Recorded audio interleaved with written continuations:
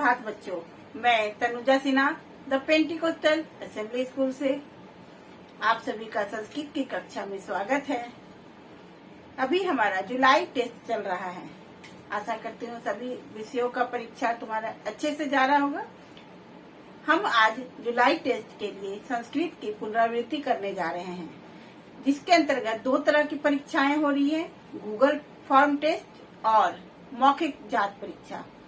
Google form test के अंतर्गत हमारा 30 प्रश्न रहेंगे, 30 क्वेश्चंस रहेंगे जो मल्टीपल हैं, जिसका आंसर मल्टीपल चॉइस वाला है, जिसका आपको एक ऑप्शंस दिया हुआ रहेगा। ऑप्शंस में से सही ऑप्शन को चुनकर बताना है।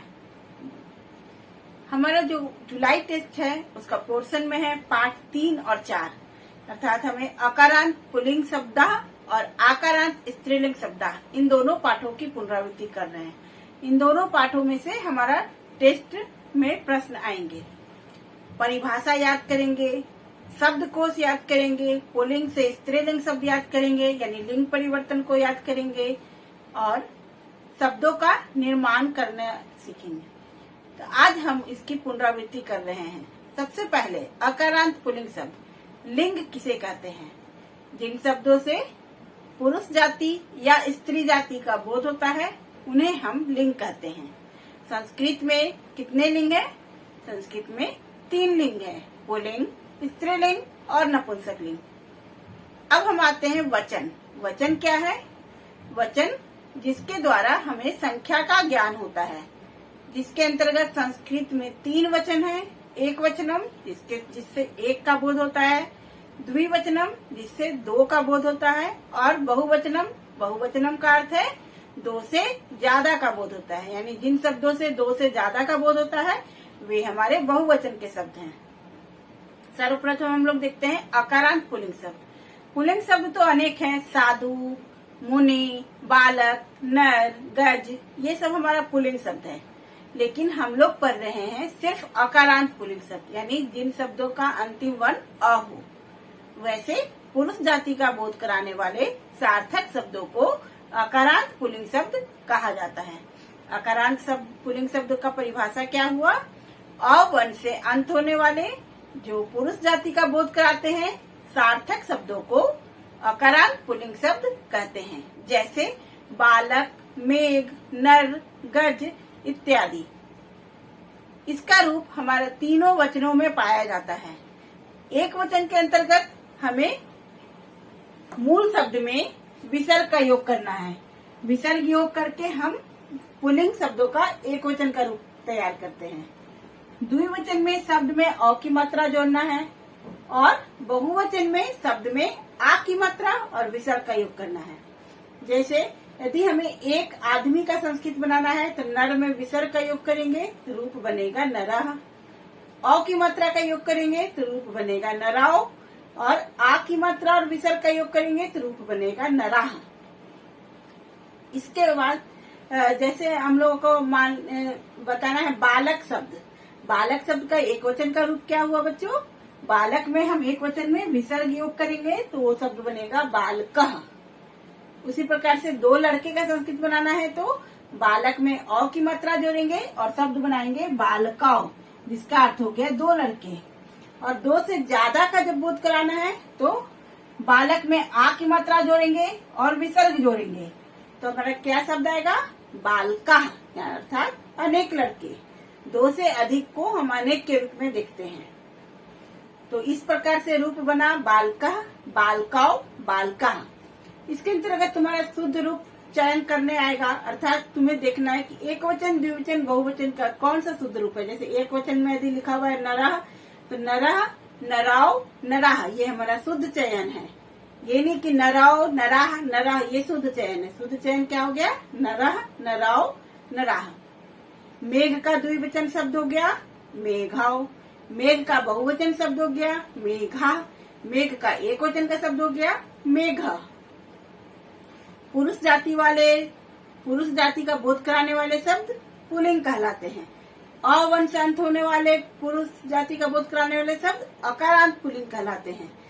अर्थात इस प्रकार हम लोग अकारांत पुल्लिंग शब्दों का निर्माण को करेंगे। इस पाठ में जितना भी प्रश्न उत्तर दिया है और शब्दकोश दिया हुआ है, शब्दकोश में बहुत सारे शब्द हैं, तो उसका अर्थ याद कर लेना है ताकि हमारे पास जब भी कोई शब्द पूछा जाए तो उसमें प्रॉब्लम नहीं है। अकारांत पुल्लिंग शब्दों का पहचान है विसर्ग, अ की मात्रा और आ की मात्रा विसर्ग। ये हमारा अकारांत पुल्लिंग शब्दों का पहचान है। इसके अंतर्गत दिया हुआ है जिन शब्दों से पुरुष जाति का बोध होता है वे शब्द क्या कहे जाते हैं? वे शब्द पुल्लिंग कहे जाते हैं। संस्कृत भाषा में कितने वचन हैं? संस्कृत भाषा में 3 वचन हैं। बहुवचन का प्रयोग कहाँ किया जाता है? बहुवचन का प्रयोग 2 से ज्यादा के लिए किया जाता है। मेघ का द्विवचन है मेघौ। उसके बाद हमारे पास शब्द दिया हुआ है। संस्कृत में चित्र के आधार पर शब्द निर्माण करना दिया हुआ है। एक वचन, द्विवचन और बहुवचन में अंतर करना दिया हुआ है। तो ये सभी प्रश्न हमारे पूछे जाएंगे। अब हम आते हैं आकारांत स्त्रीलिंग शब्दों में। आकारांत स्त्रीलिंग शब्द किसे कहते हैं? क्या है परिभाषा? आ वर्ण से अंत होने वाले स्त्री जाति का बोध कराने वाले सार्थक शब्दों को आकारांत स्त्रीलिंग शब्द कहते हैं। अर्थात स्त्री जाति का बोध कराने वाले शब्द किसमें आएंगे? स्त्रीलिंग में आएंगे। और उसके अंतर्गत हम लोग पढ़ रहे हैं अंतिम वर्ण में आ हो, यानी आ वर्ण से अंत होने वाले शब्द। ये भी हमारा तीनों वचनों में पाया जाता है, एक वचन, द्विवचन और बहुवचन में। जब हम रूप बनाएंगे तो एक वचन में शब्द में हमें किसी चीज का योग नहीं करना है। जैसे बालिका शब्द है तो एक लड़की का जब संस्कृत बनाना है तो बालिका का बालिका ही रहेगा। यदि हमें 2 लड़कियां का संस्कृत बनाना है तो शब्द में एक ही मात्रा जोड़ेंगे और आ की मात्रा हटाएंगे तो क्या बनेगा? बालिका में आ की मात्रा हटाकर एक ही मात्रा जोड़िए, बालिके। बालिके का अर्थ हो गया 2 लड़कियां। और यदि हम शब्द में विसर्ग का योग कर दिए तो हमारा शब्द बना बालिका। और बालिका हमारा किस वचन में आएगा? बालिका आएगा बहुवचन में। अर्थ क्या हुआ? अनेक लड़कियां। इस तरह से हम आकारांत स्त्रीलिंग शब्दों का निर्माण करते हैं। यदि हमारे पास शब्द दिया हुआ है वृक्षा, ये हमारा किस में आएगा? वृक्षा आएगा अकारांत पुल्लिंग शब्द में। और इसका यदि वर्ण वियोजन करना आया तो वर्ण वियोजन हो गया व, री और अक्षर को तोड़े क प्लस स प्लस अ और विसर्ग, तब हमारा ये बना वृक्षा। और यदि यही शब्द रहेगा ललना तो हमारा बना ल प्लस अ प्लस ल प्लस अ प्लस न प्लस आ। सही जब हम वर्ण वियोजन करेंगे तो हमें विसर्ग आ ये सब हमें अच्छे से देखना है। लिंग परिवर्तन कैसे करते हैं? अजह का शब्द बना अजा, बालिका का शब्द बना बालिका, मुस्का का मूसिका, अध्यापक का अध्यापिका, सेवक का सेविका, गायक का गायिका। ये सभी शब्दों को हमें याद करना है। जैसे शब्दकोश में दिया हुआ है निशा, निशा का द्विवचन क्या होगा? निशे। बहुवचन क्या होगा? निशा। निशा खुद एक वचन का शब्द है। स्त्रीलिंग शब्द किस जाति के शब्दों का बोध कराते हैं? स्त्रीलिंग शब्द स्त्री जाति का बोध कराते हैं। आकारांत शब्द प्रायः किस लिंग के शब्द होते हैं? आकारांत शब्द प्रायः स्त्रीलिंग के शब्द होते हैं। हम लोग आकारांत में अभी तक सिर्फ स्त्रीलिंग शब्दों को पढ़े हैं। स्त्रीलिंग शब्द वचनों में होते हैं। स्त्रीलिंग शब्द कितने वचनों में होते हैं? स्त्रीलिंग शब्द 3 वचनों में होते हैं। रमा शब्द का द्विवचन है। रमा शब्द का द्विवचन कौन सा है? रमा शब्द का द्विवचन एक वचन है। रमा शब्द का द्विवचन रमे है। उसी प्रकार से छात्रा का अर्थ क्या है? सेविका का अर्थ क्या है? चटका का अर्थ क्या है? तो ये सभी शब्दकोश को हमें याद करना है। शब्दकोश हमारा दोनों पाठों में दिया हुआ है और उसे अच्छे से लर्न करेंगे, याद करेंगे ताकि हम शब्दार्थ में कहीं भी गलती न करें। पुल्लिंग और स्त्रीलिंग इसे अलग करना भी हमें आना चाहिए।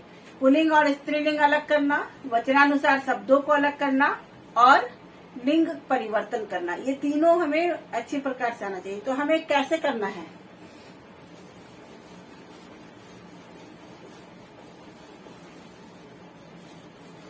सबसे पहले हम लोग आते हैं, कुछ शब्द यदि हमारे पास दिया हुआ है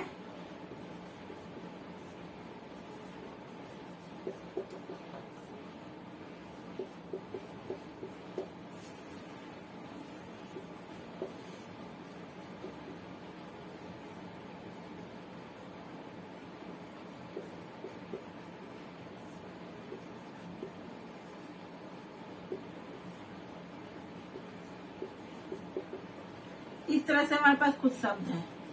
अब इसको हमको लिंग के आधार पे लिखना है। तो लिंग में हमारे पास दो लिंग अभी हम लोग पढ़ रहे हैं, आकारांत पुल्लिंग और आकारांत स्त्रीलिंग। दोनों में से हमें देखना है कि कौन किस लिंग में आएगा। रमा हमारा आकारांत है, तो हमारा रमा स्त्रीलिंग शब्द हो गया। बाला का मूल शब्द है बाल या बाला, ये हमारा दोनों में आएगा। तो हमारे पास पुल्लिंग में भी बाला आएगा और स्त्रीलिंग में भी बाला आएगा। गंगा क्योंकि स्त्रीलिंग शब्द है, आ की मात्रा लास्ट में है, तो गंगा स्त्रीलिंग हो गया। महिले भी हमारा स्त्रीलिंग शब्द है क्योंकि मूल शब्द महिला है। नराव हमारा हो गया पुल्लिंग। मेघा भी पुल्लिंग हो गया क्योंकि केवल विसर्ग का योग है। सूर्या भी केवल पुल्लिंग हो गया। तो पुल्लिंग और स्त्रीलिंग में देखने का अर्थ है कि जहाँ पर केवल विसर्ग है वो पुल्लिंग है, केवल आ की मात्रा है वो स्त्रीलिंग है, केवल अ की मात्रा है वो पुल्लिंग है, ए की मात्रा है वो स्त्रीलिंग है, और आ की मात्रा और विसर्ग है वो दोनों में आएगा। तो उसके लिए हमें पहले मूल शब्द में देखना है कि मूल शब्द क्या होगा। यदि इसे हमको वचनानुसार लिखना है तो हमारे पास कैसे शब्द बनेगा। वचन हमारे पास 3 है, एक वचन, द्विवचन और बहुवचन।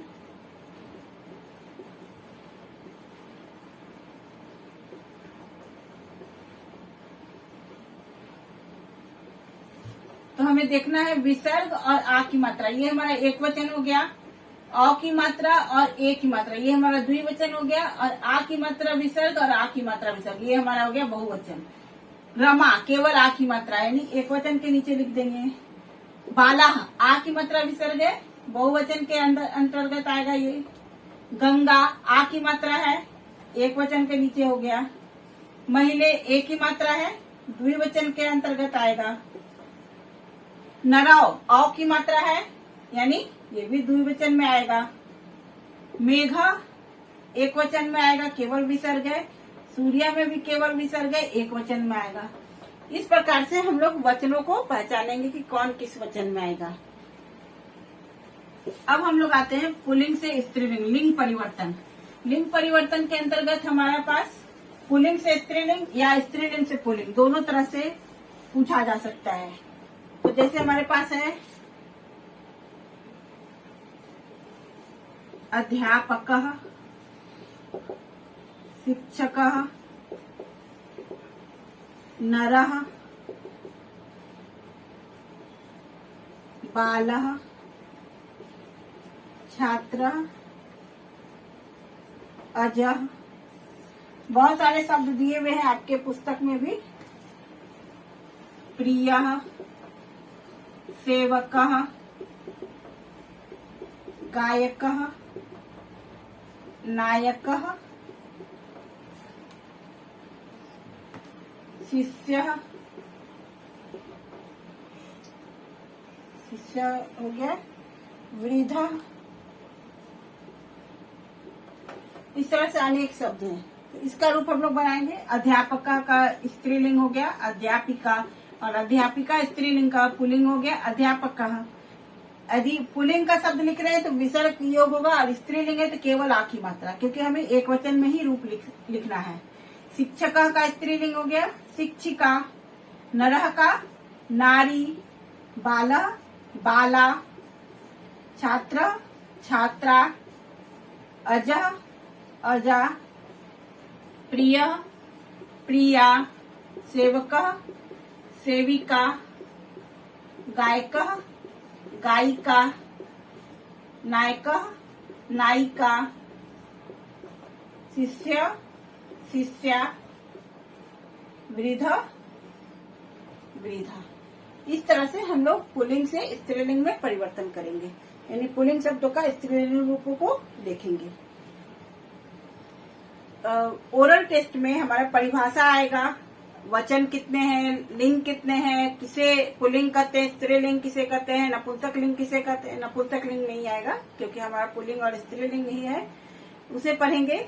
और परिभाषा याद करेंगे, उदाहरण याद करेंगे, पशुओं का नाम याद करेंगे। कोई भी पशुओं का नाम में हमारे पास इनमें से कौन सा पशु है, कौन सा पक्षी है, उसे पहचानेंगे। पशु और पक्षी का नाम हमें याद करना है। फिर हमारे पास जितने भी पुल्लिंग और स्त्रीलिंग का रूप के आधार पर है, उसका लिंग पहचानने में पूछा जाएगा, शब्दार्थ पूछा जाएगा। तो इन सभी को हमें याद करके रखना है। तुम लोग अच्छे से तैयारी करोगे और जो भी कठिनाई है क्लास रूम में मैसेज में मुझे लिख सकते हो, मुझसे पूछ सकते हो।